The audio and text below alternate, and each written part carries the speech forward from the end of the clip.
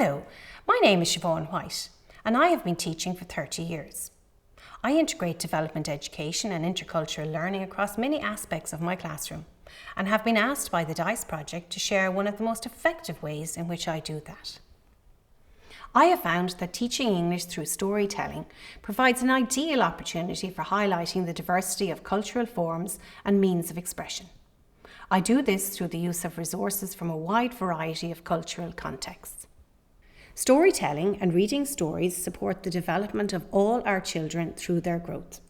Using stories from a wide variety of contexts and perspectives enables students to open themselves up to the experiences of others.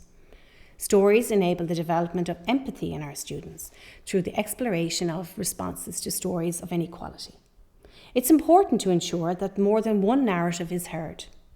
Stories in our English readers, short stories or novels can help to foster an understanding of and a concern for the total interdependence of all humans, all living things, and the earth on which we live. This year in class we read a story, There.htm, written by Jane Mitchell. This short story is written about a family living in a direct provision centre near Phoenix Park. Tanza and her brother Benjamin are living in a new country without their dad and are finding life tough. Neither are very happy living in the direct provision centre. There are plastic boxes to put their clothes in, the windows are nailed shut and the bathroom is down the hall. But worst of all, their mom can't cook their meals.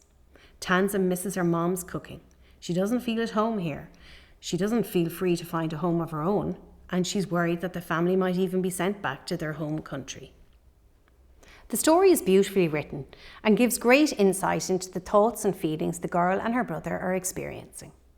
The children in my class empathised with their position and were particularly interested as they know we have a direct provision centre in our town. They hadn't thought before about the children's experience here in Ireland and how restrictive it was and what they would miss if they couldn't have their favourite family cooked meal. My class come from a diverse background and so each described the meal that we would miss most. Many were ones I had never heard of. Favourite meals were from the Philippines, Nigeria, China, Thailand and Ireland. Each student shared, validated and respected within the classroom, giving voice to diversity and encouraging acceptance of each student's life experience. When selecting a text for use in storytelling, it is vital to consider the authenticity of the story. As Chimamanda Adichie, the Nigerian author, said in her wonderful TED Talk, there is a danger of telling a single story. A useful guide is available on the Worlds of Words website and it explains the key points to consider when evaluating literature for authenticity. For example, when selecting this reader, I researched the author Jane Mitchell and found that her books had been endorsed by Amnesty International. I also considered the believability of the story and its ability to connect our local situation with global issues.